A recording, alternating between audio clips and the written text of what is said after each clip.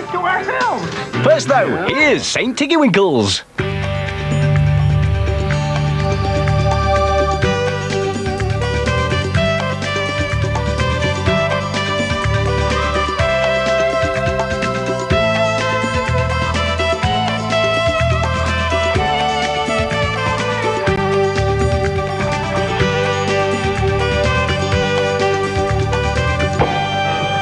Oh, thank you.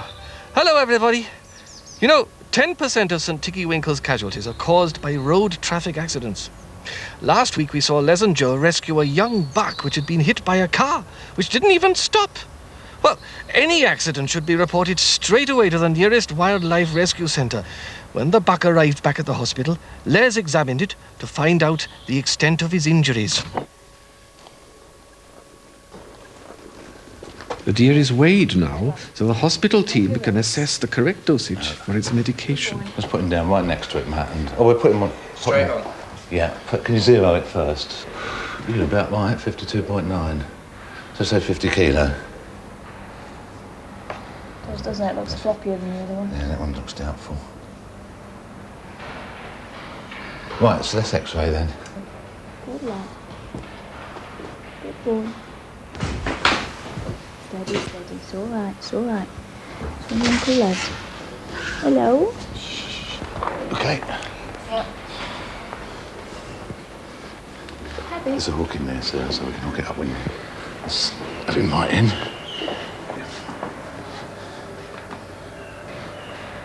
I'm still ready to get half.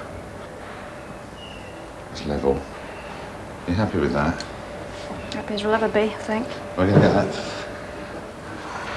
You still haven't got the femur. No. Okay, let's leave her to it, Matt. Get out of the way. All right, kid. So Joe's just going to develop a picture now so we can see what's happening. Then we'll see if we've got everything right, exposure right, and we'll do some more pictures.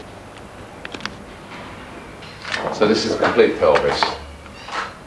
Seems to be the same as the other side, doesn't it? Yeah, it could just be like super. I think John's got to make the estimate, and he can also do X-rays through the side. I don't think we want to. No. I think we just tuck this deer in now and we'll wait till John comes in and John can do a complete diagnosis of it. Oh, look at the bumpy bits. Good boy. I'm not sure if it's going to live or die. I mean, deer are so nervous. This one's had sedatives to keep it quiet. And they suffer with a thing called post-captor myopathy. It means that they give up the ghost. They want to die anything up to sort of 2 weeks after you take them in. So what we're going to try and do is keep his spirits up, keep him quiet, keep him fed and watered, and hopefully in a couple of weeks he'll want to be going back into where he came from. You know, so we've just got to wait and see really, and treat him very carefully. All right? We'll get you some food and water. Just sit still. There's a good boy. Nice and quiet for you.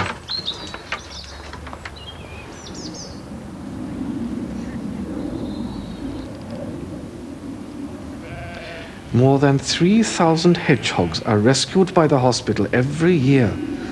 Let's have a look at some of them. I've got 2 baby hedgehogs that I found in my garden. I don't know if their mother had been killed or something, but there was 2 other ones there that were already dead. But we managed to save these ones. My mum found a dead one and thought that was it, and then she found these 2. They'd obviously all crawled out of the nest looking for their mum or something. We'll certainly do our best for them. Thank you. All right, thanks. All right then. Thanks very much for bringing them in. Thanks, love. Bye. True, people do try and they mean well, but often people feed them, but unless they've rung in, you know, it won't be obvious that to them to actually toilet them. And it's one thing that everybody always forgets. Just go to that.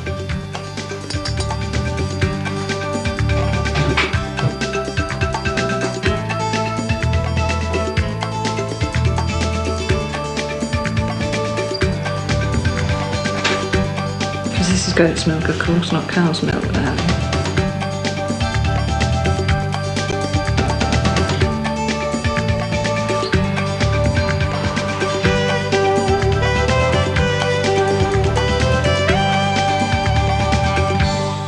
Well, cow's milk is very bad for them. It's it gives them, well, it just doesn't agree with their system. It's again the same. I mean, cow's milk is very good for carbs, you know, and that's about it really.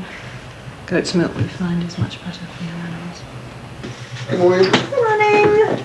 2? Yep. Hedgehogs times 2. If we put abandoned.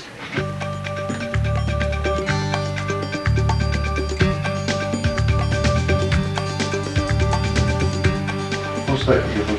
It's dextrose saline solution, just because they'd be a little bit dehydrated.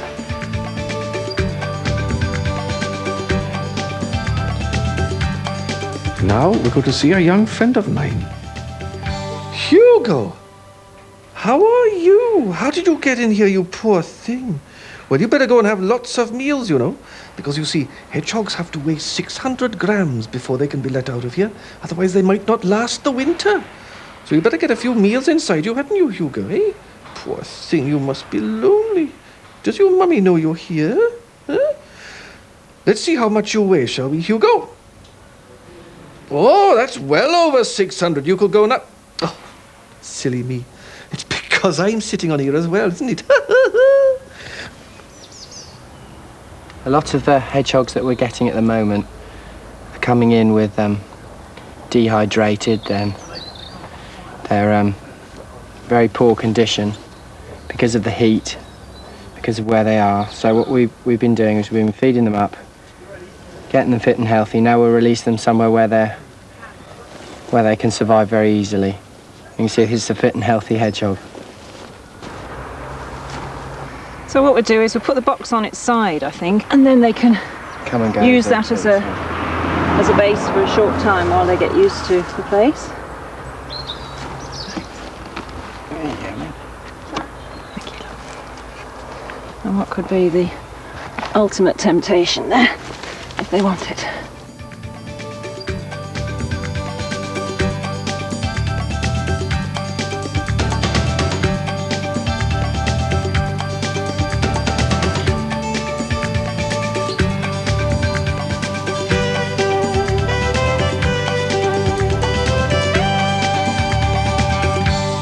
Summer is a difficult time for wildlife. Animals get dehydrated through lack of water, and many of them are caught up in machines at harvest time, like the little roe deer we're about to see.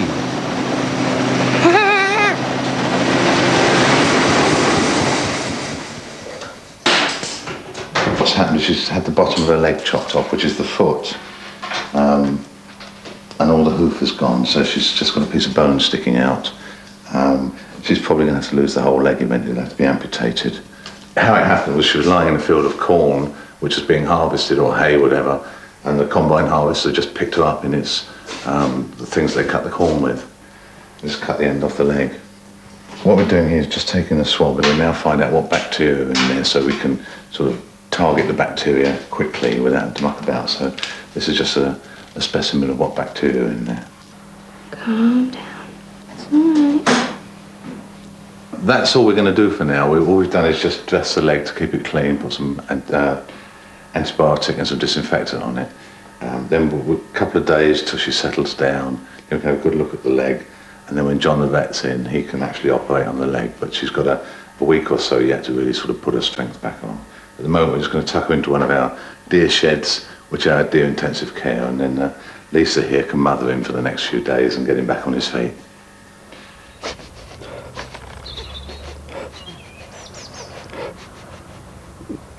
There you are. Hey, do you see all these huts? They're not garden sheds, you know. They're where our deer are kept in darkness. Now, that isn't cruel or unkind as you may think, because deer are very nervous animals. And if they've had an accident, that makes them even more nervous.